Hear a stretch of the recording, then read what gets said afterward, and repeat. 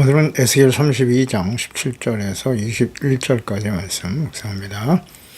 32장 17절에서 21절까지 말씀 읽습니다. 12째 해 어느 달 15째 날에 여호와의 말씀이 내게 임하여 이르시되 인자야 애굽의 무리를 위하여 슬피 울고 그와 유명한 나라의 여자들을 구덩이에 내려가는 자와 함께 지하에 던지며 이르라 너의 아름다움이 어떤 사람들보다도 뛰어나도다. 너는 내려가서 할례를 받지 아니한 자와 함께 누울지어다. 그들이 죽임을 당한 자 가운데 엎드러질 것이며 그는 칼에 넘겨진 바 되었은즉 그와 그 모든 무리를 끌지어다. 용사 가운데 강한 자 그를 돕는 자와 함께 스올 가운데에서 그에게 말하며 할례를 받지 아니한 자고 칼에 죽임을 당한 자들이 내려와서 가만히 누웠다 하리로다. 아멘. 세상에서 높임과 칭송을 받는 자들의 결말. 하나님께서는 더욱 강력한 바벨론을 일으켜서 아스르보다 강한 나라죠. 나라를 세우셔서 당시에 패역한 유다와 하나님의 백성들이죠. 그들이 하나님을 버리고 믿고 의지하였던 주변 나라들, 특히 유다가 하나님보다 더욱 믿고 신뢰하며 의지했던 강대국 애굽을 심판하실 계획을 가지고 계셨기 때문에 하나님께서는 어리석고 미련한 주의 백성들을 깨우치시려고 이렇게 주변 나라들에 대한 심판에 자세한 말씀을 기록하여 남기신 겁니다. 악한 이방 군대를 강하게 하시는 하나님, 이 모든 일을 계획하시고 섭리하시는 하나님, 이 말씀을 미리 예언하시고 기록하여 남겨두신 이유는 바벨론 당사자들에게도 스스로의 힘이 강한 것이 아니라 하나님께서 부여해 주신 능력임을 깨우쳐 주시려 하며 교만하지 않도록 하기 위함이셨던 것입니다. 그러니까 교만한 자들은 이렇게 주변 하나님을 믿지 않는 할례 받지 않는 불신자들이나 이방인들이나 하나님의 자녀들 역시도 교만하면 하나님 대적하신다, 심판하신다는 뜻입니다. 역사의 반복적인 전쟁과 악한 권력자들, 나라들의 쇠락, 한 나라의 개인의 흥망성쇠를 주관하시는 살아계신 하나님이시다. 그 하나님이 역사의 주인이십니다. 그 하나님을 알고 계시나요? 하나님께서 하나님의 때에 그 아들 예수 그리스도를 보내주심으로써 메시아 그리스도입니다. 교만한 자들을 대적하여 멸하시고 겸손한 자들에게는 죄사함과 구원, 의롭다함을 얻게 하시고 영생의 은혜를 베풀어 주실 것이다 라는 말씀이죠. 그 하나님을 버리고 무시하고 조롱하며 대적하는 모든 시대의 교만한 사람들이 부르게 될 슬픈 노래가 바로 애굽이 부르는 노래, 슬픈 애가인 것이죠. 그래서 이러한 애가는 예수님의 재림과 요한계시록의 마지막 심판이 실행될 때에 지구상의 모든 사람들, 특히 하나님의 자녀들, 교훈을 얻지 못하고 죄인의 길에 서고 오만한 자의 자리에 앉아있는 하나님의 자녀들 중에도 많을 것임을 생각합니다. 17절에 12째 해 어느 달 15째 날에 어느 달 15째 날이라. 그러니까 1절에 언급된 6번째 예언의 시기가 이 어느 달이 12월이라고 되어 있죠. 12째 12월이라는 말씀하셨는데요. 그러니까 어느 달이 12월로 이해하는 것이 자연스럽죠. 이 예언의 선포는 그 6번째 예언으로부터 약 14일 뒤에요. 14일 뒤에 행해진 것으로 말씀하신 것으로 이해할 수 있겠습니다. 계속되는 교만한 애굽에 대한 심판이죠. 18절에 인자야 애굽의 무리를 위하여 슬피 울어라. 구덩이에 내려가는 자와 함께 지하에 던져라. 그 애굽의 멸망, 그들의 보호 아래에 함께 안정을 누리며 살았던 주변 모든 나라의 여자들, 백성들이죠. 애굽의 백성들과 함께 구덩이에 내려가는 자와 함께 던져지게 될 것이다. 강대하고 애굽을 믿고 의지하던 모든 나라 백성들이 함께 멸망의 길을 가게 될 것이라는 말씀이에요. 이는 바벨론에 의해서 심판을 당해 위기에 빠진 이스라엘 백성들이 하나님께서 내리신 공의 심판임을 깨닫고 죄를 회개하고 하나님께 돌아오지 아니하며 애굽을 의지하고 애굽으로 도망쳐 그곳에서 안위를 얻으려고 하는 자들에 대해서 주시는 경고적 경고와 교훈을 주시기 위해서 이 말씀을 기록하신 겁니다. 이것은 모든 시대의 주의 백성들, 자녀들, 고난과 역경과 시련을 당하고 있는 주의 자녀들이 겸손히 하나님과 말씀 앞에서 자기 자신을 살피고 의와 거룩함, 하나님의 나라와 정체성 회복에 집중하기보다는 주변에 힘 있는 사람들을 찾아다니고 구원을 호소할 때 그들이 믿고 의지하는 모두를 하나님께서 심판하신다라는 사실을 깨우쳐 주시기 위해 기록하게 하신 것입니다. 하나님이 아닌 재물, 권력, 인간관계, 힘 있는 사람이겠죠. 돈과 재물, 권력을 가진 사람들, 나에게 뭔가 물질적으로 안정을 줄 수 있는 사람, 하나님의 자녀들의 어리석음과 교만, 그 완악함으로 인해서 가족들과 주변 모든 사람들이 함께 심판과 멸망의 길을 갈 수밖에 없음을 명심해야 합니다. 히브리서 11장 31절에 기생 라합에 대한 기록이 있습니다. 믿음으로 기생 라합은 정탐꾼을 평안히 영접하였으므로 순종하지 아니한 자와 함께 멸망하지 아니하였도다. 그러니까 여리고 멸망 당시에 구원받은 유일한 사람 기생 라합이죠. 유일하게 구원받았어요. 그의 말을 듣고 그 집에 모였던 사람들, 가족들, 기생 라합의 믿음을 히브리서 11장 믿음의 장에서 기록되어 있습니다. 기생 라합, 정탐꾼을 영접했다는 것인데요. 하나님과 그분의 뜻, 악한 자들에 대한 하나님의 공의 심판과 멸망을 믿고 목숨 걸고 정탐꾼을 숨겨주고 구원을 사모하여 자신과 가족들을 구원으로 인도하는 구원의 은혜를 받게 된 것입니다. 영접했다는 거잖아요. 가나안 정탐꾼을 영접했다. 그 영접한다라고 하는 의미를 우리는 기생 라합을 통해서 잘 알 수 있어요. 그 영접, 이스라엘 정탐꾼을 영접했다라고 하는 것은 곧 생명을 거는 일이에요. 그것이 들통나면 죽을 수도 있는 상황이죠. 그 목숨 걸고 정탐꾼을 살려준 이유는 이스라엘의 하나님이 상천하지 하나님이라는 사실을 알았어요. 애굽에서 10가지 재앙을 내리신 일, 홍해를 갈라 이스라엘 백성들을 구원하신 그 하나님에 대한 말씀을 들었단 말이에요. 직접 목격한 사람은 아니에요. 간접적으로 들었는데 그것이 사실이잖아요. 사실을 들은 거죠. 그 사실을 듣고 야, 이스라엘의 하나님은 그런 신은 세상에 없다. 너무나 큰 은혜를 받은 거예요. 근데 이 소식을 기생 라합만 들었을까요? 아니죠? 예. 분명히 기록하고 있습니다. 여리고성의 모든 사람들이 그 소식을 듣고 간담이 서늘했다. 두려워 떨고 있다고 고백합니다.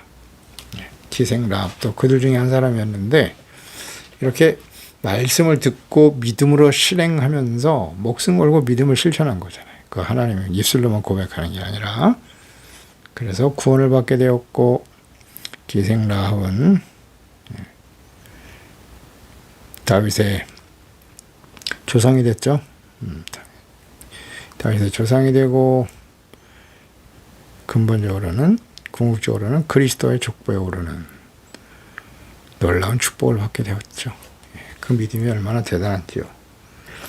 기생 라합의 믿음, 영접과 관련해서 요한복음 1장 12절 13절에서 영접하는 자 곧 그 이름을 믿는 자들에게는 하나님의 자녀가 되는 권세를 주셨다.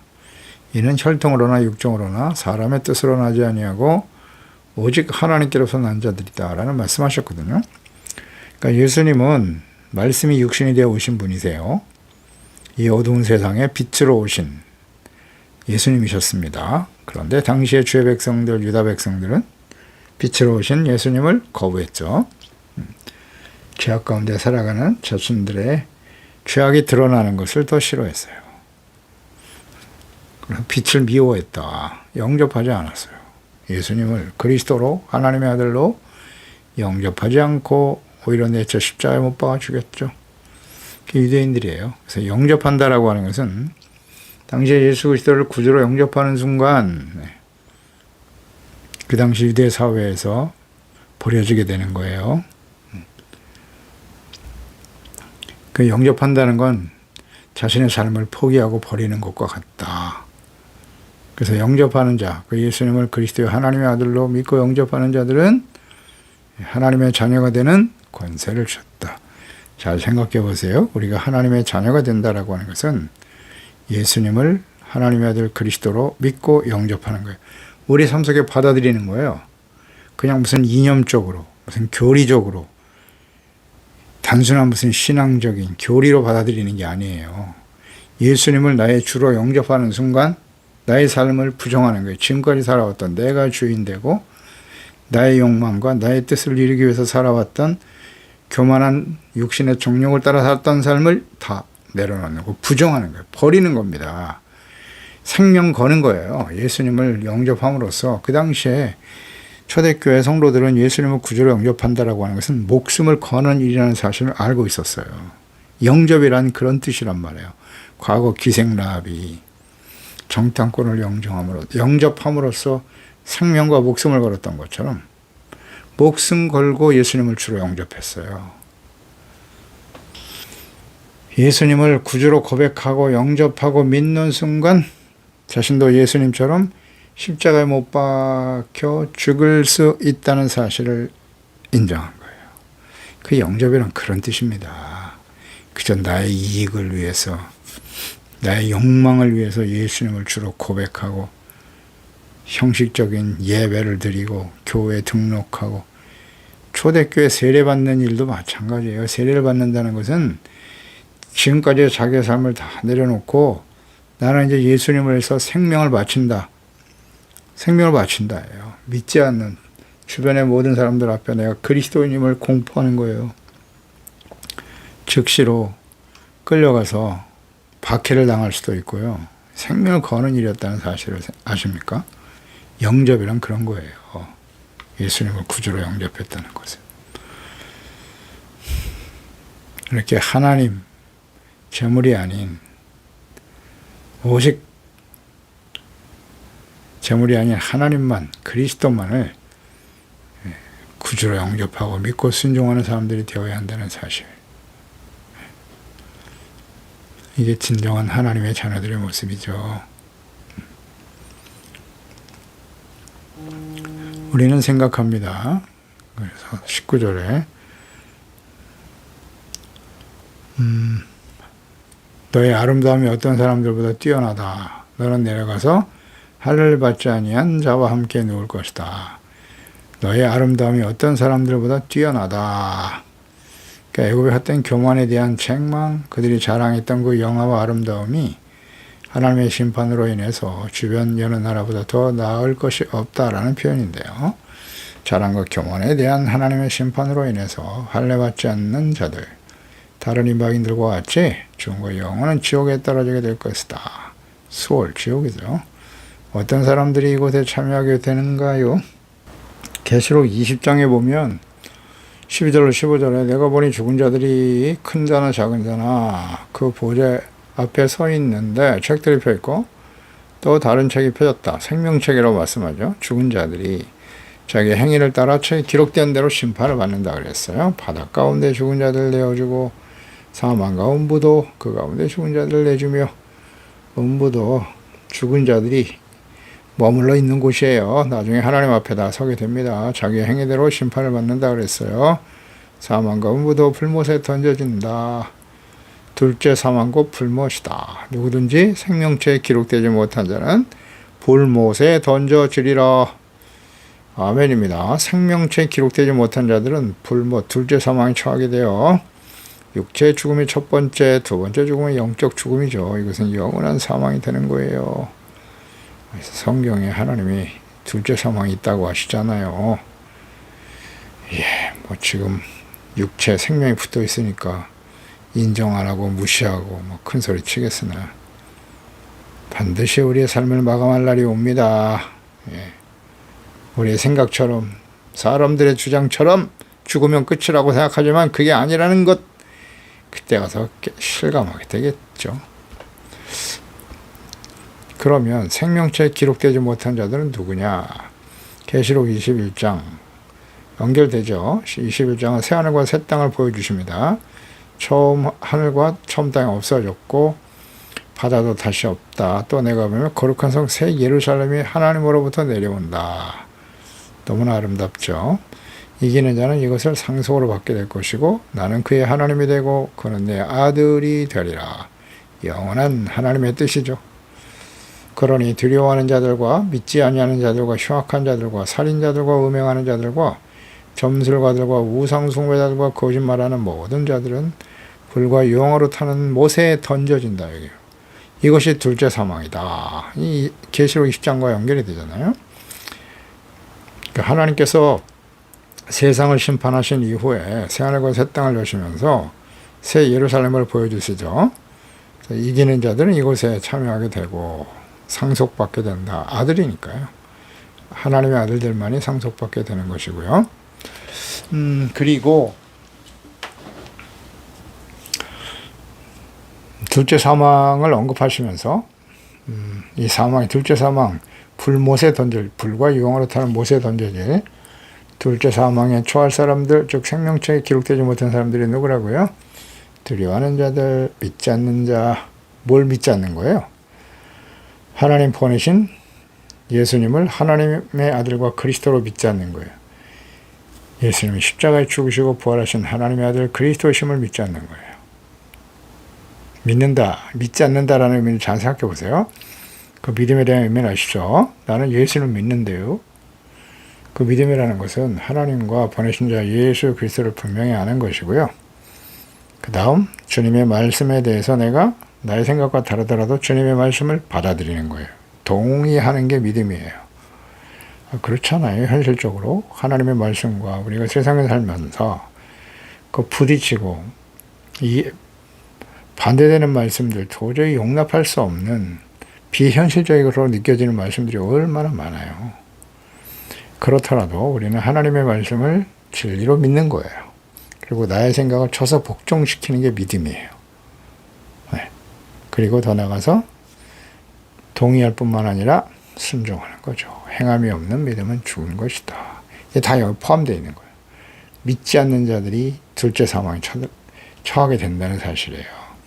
입술로만 믿는다고 해서는 되는 게 아니에요. 하나님의 말씀과 뜻대로 행하는 자가 되어야 한다. 그러니까 예수 그리스도를 믿음으로 죄사함 받고 의롭다함을 얻게 되는 것이고요. 그 이후에 주님의 말씀을 진리로 믿고 순종함에 따르는 의롭고 거룩한 삶이 되겠죠. 착한 행실, 선을 행할 능력을 갖추게 되는 것이고 하나님의 온전한 하나님의 사람, 하나님의 아들 예수님 본을 보여주셨죠. 그것을 본받고 따르는 사람들이 믿는 사람들이에요. 믿지 않으면 불 속에 던져집니다. 하나님을 믿지 않으니까 어때요? 흉악하겠죠? 살인을 인사했습니다. 살인자. 예수님께서 산상수훈에 살인자는 형제를 미워하는 게 살인이라고 했고 요한일서에도 잘 나와 있어. 형제를 미워하는 것은 살인이다. 음행하는 자, 육체적인 음행뿐만 아니라 영적 음행, 우상숭배죠. 점술가 따라다니거나 점술가 이거 무조건 둘째 사망입니다. 우상숭배자들 우리 마음에 우상이 있는지 없는지 잘 점검해 보세요. 우상의 실체가 뭐라고요? 어렵잖아요. 교만과 자기중심. 사람들이 좋아하는 휴머니즘 멋있잖아요. 인간 중심의 생각이에요. 인간이 우상이에요. 사람의 지혜와 지식, 기술, 능력을 극대화해서 하나님을 멸시하고 무시하는 그게 다 우상이죠. 하나님을 말씀을 거역하는 자들 우상숭배자입니다.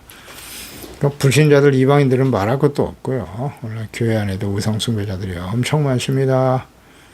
거짓말하는 자들 거짓말 진리가 무엇입니까? 하나님의 말씀 예수 그리스도가 진리거든요. 그러니까 진리를 따르지 않으면 그게 다 거짓이 되는 거예요. 거짓말하는 겁니다. 하나님의 성경에 없는 말씀을 하면 그게 다 거짓이에요. 특히 거짓말하는 자들은 거짓 선지자들이죠. 거짓 목사들. 둘째 사망에 던져집니다. 그러니까 내가 말하고 있는 것이 거짓이냐 참 진리냐 어떻게 분별할 수 있겠습니까? 당연히 진리의 말씀, 성경 말씀, 하나님의 말씀에 비춰봐야죠. 내가 지금 이렇게 생각하고 말하는 것이 하나님의 진리의 말씀에 합당한가? 항상 점검해야죠. 말씀대로 행하고 있지 않다면 거짓을 따르고 있는 것이니 버려야죠. 당연히. 그게 바로 생명책에 기록된 사람과 그렇지 못한 사람의 차이라는 사실을 잘 생각해야 합니다. A과 같이 교만하고 믿지 않는 자들, 우상숭배자들, 자신의 힘만을 믿고 의지하는, 자신의 능력을 신으로 섬기는 자들, 하나님의 심판의 불 속에 던져지는 주의 백성들이 되지 않도록 해야 합니다. 그래서 베드로후서 3장 10절 이하를 우리는 항상 묵상하게 되는 거예요. 주의 날이 도둑과 같이 올 것이다. 그날에는 하늘이 큰 소리에 떠나가고 물질이 뜨거운 불에 풀어진다 그랬어요. 땅과 그 중에 있는 모든 일들이 드러나게 되는데 하나님의 날이 임하기를 바라보고 간절히, 그러니까 이러한 예수님의 절인가 오늘 심판이 이 땅에 일어날 건데, 그러면 너희가 어떠한 사람이 되어야 마땅하냐?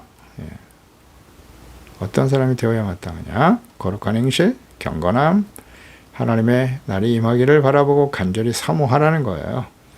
그리고 그날이 하늘이 불에 타서 풀어지고 물질이 뜨거운 불에 녹아질 것인데 우리는 그의 역석대로 의가 있는 곳인 새하늘과 새 땅을 바라보게 되는 것이다. 그러므로 너희가 이것을 바라보나니, 이것을 소망하고 있다면 주님 앞에서 점도 없고 흠도 없이 평강 가운데 나타나기를 힘써야 한다. 아멘. 우리는 그렇게 하고 있나요? 잘 생각해 보세요. 점도 없고 흠도 없이 평강 가운데 서기를 힘쓰고 있습니까? 경건함과 거룩한 행실을 따라 살아가는데 최선을 다하고 있나요? 어떻게 해야 할지를 몰라요. 그냥 사는 거예요. 그냥 세상 사람들이 살아가는 방식 그대로 살고 있어요. 그냥 무엇을 먹을까 입을까 마실까 염려하면서 말입니다. 이것은 모든 이방인들, 하나님이 없는 사람들이 구하는 것인데 추구하는 삶이고, 그것 때문에 끊임없이 염려하는 사람들이 이방인, 하나님이 없는 사람들의 모습이 아니겠느냐. 그러므로 너희는 하나님의 나라와 그 일을 먼저 구해야 한다고 말씀하고 있지 않습니까? 베드로후서 3장 16절 이하에도 말씀합니다. 또 모든 편지에 이런 일에 관하여 내가 잘 기록하였는데 그 중에 알기 어려운 것이 들어있지만 무식한 자들과 구세지 못한 자들이 다른 성경과 같이 곧 억지로 풀다가 스스로 멸망에 이르게 된다. 그러므로 사랑하는 자들아, 너희가 이것을 미리 알았은즉 무법한 자들의 미혹에 끌려, 무법한 자, 하나님의 법을 모르는 불신자들이죠. 미혹에 끌려 너희가 굳센 데서 떨어질까 삼가라. 오직 우리 주 곧 구주 예수 그리스도의 은혜와 그를 아는 지식에서 자라가라. 성숙해 가야 한다는 거예요. 성화되어야 하는 것입니다. 어디서 자라간다고요?